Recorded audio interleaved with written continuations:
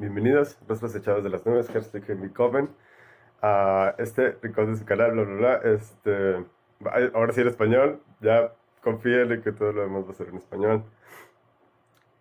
El video, esta es la segunda parte que vamos a hacer. Y esta es la parte de las respuestas, el arco de las respuestas, de las explicaciones. Vamos a ver qué dientes significaba todo aquello. ¿Listos? Esta es la tercera llamada, rostros y nubes.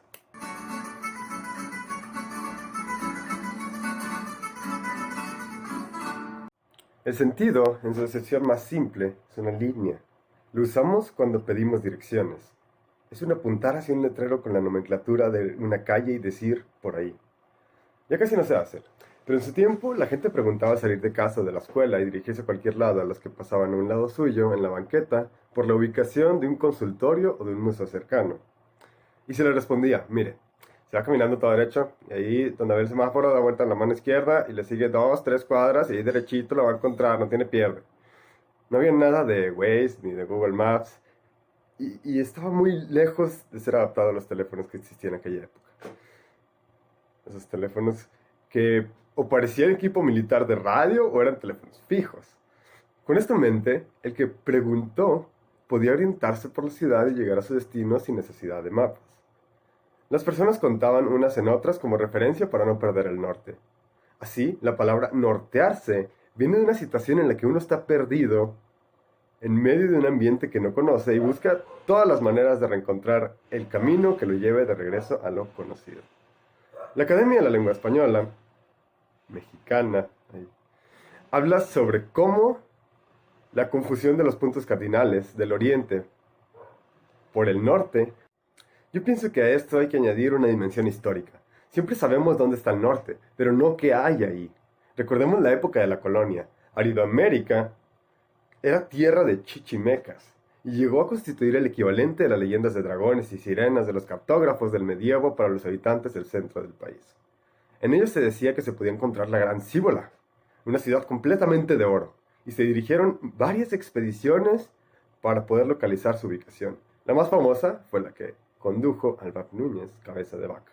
Yo me imagino, así a ojo de buen cubero, que de su famoso fracaso y posterior extravío en una tierra que nada tenía que ver con las leyendas, es que proviene el término nortear, en el sentido opuesto a orientar en México. Recordemos de dónde venían los españoles y dónde se sentían en casa. Desde España se orientaban. Y nomenclaturas, como ya decíamos, pudo dar también origen a este uso, que es uno completamente mexicano. Estas son por supuesto meras conjeturas, pero no deja de ser interesante el que interpretar las direcciones que nos puedan dar sea motivo de extrañeza. Hay toda una rama de las humanidades que se dedica especialmente a indagar sobre este tipo de problemas, la hermenéutica. Incluso ahora, cuando vamos en un coche y tenemos el mapa siempre con nosotros en los celulares, diciéndonos cómo antes lo hacían las personas, y con mucha mejor precisión hacia dónde tenemos que ir, no dejamos de consultar al copiloto por señas. Se ve un Oxxo, a ver, ¿te suena que es por aquí? ¿Para dónde por dónde era la vuelta? ¿Ya se me pasó? Frases que todos hemos dicho. Queremos que alguien nos interprete hasta las indicaciones más claras de cómo llegar a un lugar. Y esto no es irrazonable, por cierto.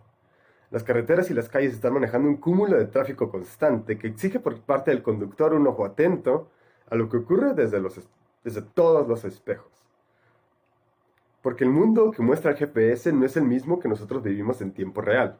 Un mapa nunca se podrá leer sin conocer los símbolos que contiene, y estos símbolos son figurativos. No pueden retratar a la perfección lo que es estar en un lugar y lo que conlleva. Estos símbolos pueden, por ejemplo, anticipar como el paso de una mañana de coyotes en el desierto o un embotellamiento del tráfico. Ahora, cada quien tiene su mapa en su cabeza. No solo se trata de ver del conocimiento que tenemos de la ciudad en la que vivimos, sino que nos sirven para darle una correcta, a nuestro parecer, interpretación a los hechos que se nos presentan en el mundo. De la misma manera en que el automovilista tiene que estar observando el camino y estar atento a lo que le dicen sus orientadores para tomar decisiones sobre la ruta a tomar y sobre la situación del tráfico en la carretera, así nosotros, con las cosas que pasan a nuestro alrededor, tomamos decisiones. Manejamos la vida, como dijo aquel, de acuerdo a un GPS y un orientador que nos ayuda a encontrarle sentido a los acontecimientos que ocurren en el mundo y actuar en consecuencia. Bueno, pero ¿y con qué se relaciona esto con el video que subí ayer? Dice Jordan Peterson, autor de los mapas del sentido, que todo lo que nosotros sabemos sobre el mundo y nuestras opiniones sobre las personas que lo habitan es una consecuencia de los significados que le hemos atribuido a las cosas. Habla de que, por ejemplo, no verá un marxista del mismo modo el que un país decrete que su moneda van a ser las piedritas azules, que la perspectiva del que se adhiere a la teoría del libre mercado. Es el mismo hecho, pero nuestra comprensión de sus implicaciones no dichas o reveladas provoca que lo veamos como un dado de 20, como la historia del Buda sobre los ciegos y los elefantes. ¿Significa este sutra que todos estamos equivocados y que no hay opinión válida ni manera de conocer la verdad? ¿O que ni siquiera hay una sola verdad y es imposible llegar a ninguna certeza? Yo lo interpreto desde el punto de vista de que lo que hay regularmente, lo que no hay regularmente entre los hombres es comunicación. Vivimos en un mundo donde la verdad está fragmentada, no porque ella de por sí esté rota y sea falseable, o como se suele decir, relativa, ni mucho menos, sino porque se ha vuelto una divisa.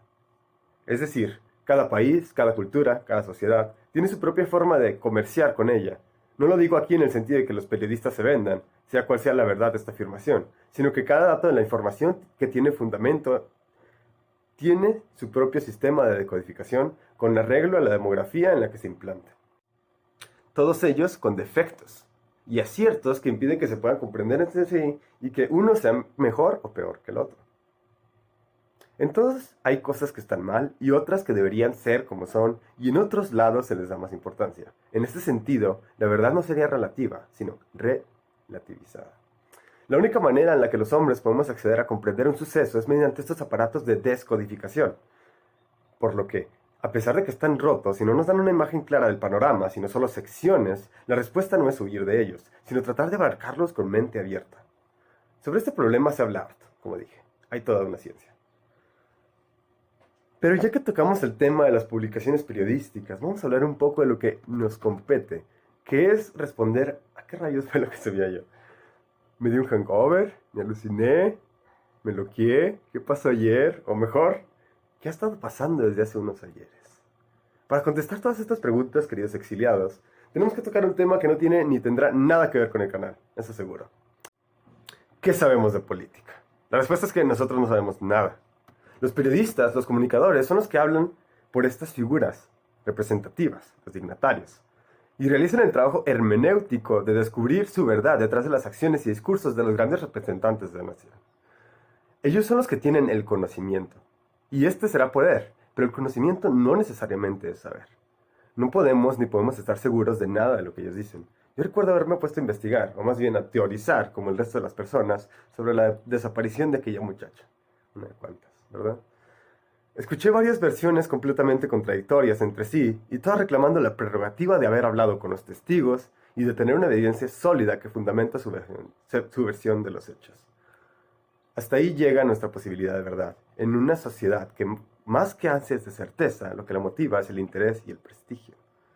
Y para la que cualquier acontecimiento que le ocurre no tiene más que oídos. Ni ojos, ni manos, ni pies, ni voz.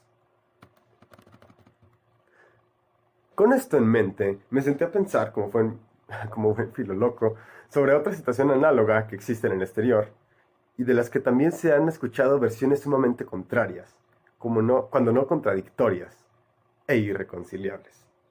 Pero en vez de llegar a una conclusión, llegué, como si invirtiera el proceso normal del pensamiento, a una duda. Porque cuando un periodista te los cuenta, sobre todo en esta época tan carente de filosofía, lo que hace es hablar un lenguaje que se viste de imparcial y digno de confianza. Pero tiene nombre y apellido, lugar de origen, raza, sexo y edad. Clase económica, por supuesto. Es lo que nos dicen en las preguntas que nos ponen en primaria sobre una buena nota periodística, qué, quién, cómo, cuándo, dónde, por qué. Y a veces, yo siento que ese idioma que hablan no es sino un dialecto extraño, que oscurece el sentido y la razón de los hechos que se supone clarifican. Como si en vez de explicarnos lo que hicieran fuera hablar desde una sala de interrogación, como el detective en las películas, y decirnos lo que los que están afuera del locutorio quieren que oigamos, para ver nuestra reacción. Y más que eso, para mí son como latinistas. Me explico. El latín es la madre de todas las lenguas romances. Ya se sabe, pero también es un caso curioso. pero no único, ojo, porque existe el ge'ez de los abisinios, el sánscrito de los hindúes, el hebreo de los judíos, el árabe para los árabes, en fin, que sobrevivió tras su muerte y se convirtió en el lenguaje de culto de los que tenían el conocimiento. Como lenguaje, sucedió un fenómeno que desafió las leyes de la evolución. El latín sí se transformó, pero ya no se usaba como la lengua de las conversaciones, sino la del escritorio, la de los diálogos con uno mismo. Lo curioso es que hubo un tiempo en el que el latín fue una lengua vulgar. Sí, ahora le pondríamos todo calificativo menos ese. Pero después de la caída del Imperio Romano de Occidente, todos los pueblos que antes habían sido gobernados por él hablaban latín como su lengua franca. La evolución de los lenguajes como seres vivos hizo lo suyo, pero un latín eclesiástico, muy distinto en pronunciación como en belleza gramatical, fue como el carro del vecino que siempre se estaciona en tu cochera, terco e inamovible. Este idioma después sería usado por las clases altas. En ese entonces la iglesia era inseparable del Estado. Así que clases altas, obispos, arzobispos, cardenales, reyes, emperadores, papa, etc. Como el único medio en el que se podían interpretar las escrituras. Y así ocurrió que el libro más importante para la sociedad de esa época era el monopolio de la iglesia, y quienes querían participar de él tenían que asumir sus condiciones y aceptar su versión. Nosotros hoy decimos voy a ir a misa. En ese entonces el verbo que se usaba precisamente era oír. Porque no se podía hacer otra cosa. Las mujeres cosían mientras los hombres las miraban y se mandaban cartitas o cortaban citas. A eso se iba, eran las redes sociales del momento. Pues bien, yo a veces pienso que los periodistas se comportan de esta forma para con la gente, nosotros. Ellos tienen el predominio del acceso y nosotros solo podemos oír y asentir. Mientras vemos lo que hacen de espaldas los que gobiernan, sin poder ver qué es. Y bueno, como prueba de esta hipótesis hice el experimento. Me puse en el lugar de un periodista y fingí transmitir una noticia sobre un tema de actualidad, como le dicen. Solo que lo hice en el idioma que sabía, nadie iba a ser capaz de descifrar. Aparte de que todavía tengo que trabajar en mi dicción, por supuesto. Pero véanlo por ustedes mismos. Esta es la transcripción del guión del video que hice para esa investigación. Narrada por mi buen amigo e invitado del canal, Robert Steiser.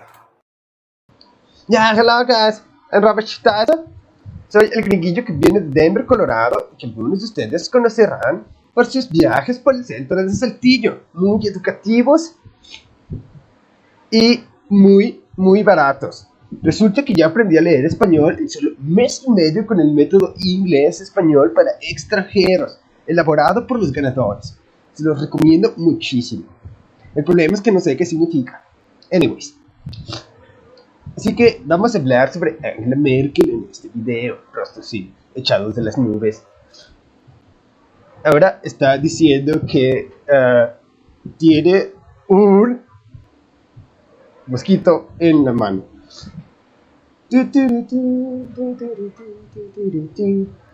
Angela Merkel. Así que Angela Merkel es una muy famosa dama de Alemania, primer ministra de la República Alemana. Pero para mí, ella es una persona. Lo digo con toda la intención, en serio. Todo el tiempo que nos lo hemos pasado juntos, hemos hablado sobre muchísimos temas. Nos hemos hecho muy familiares, muy amigos. Déjenles hablar un poco sobre todos los temas que hemos tocado en el lugar, como política, administración, arte, economía, coprología, parafilia, pedofilia, la medicina, la pederastía, la antropología y demás. Mientras ella, con una cara de aliento y sin satisfacción. Al revés. Entonces ella es una muy buena actora.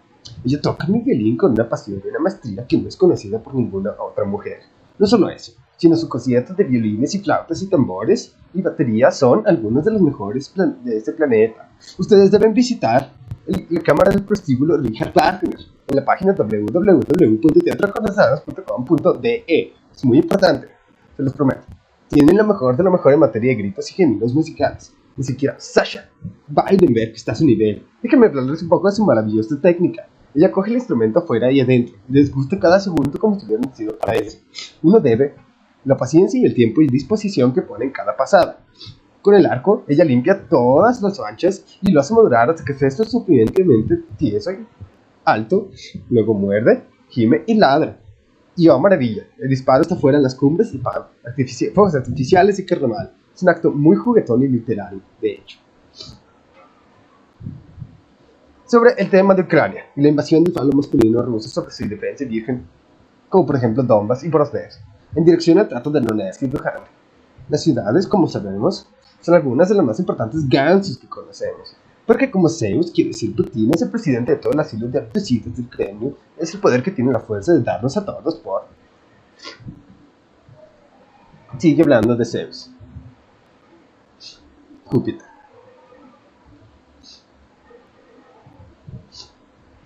Y ahora solo está tratando de apagar la cámara. Hice un corte. Y con eso termino aquí el video sobre el tema de mi relación con Angela Merkel. Hasta dentro de 3 años. Nos contraentendemos. Gracias.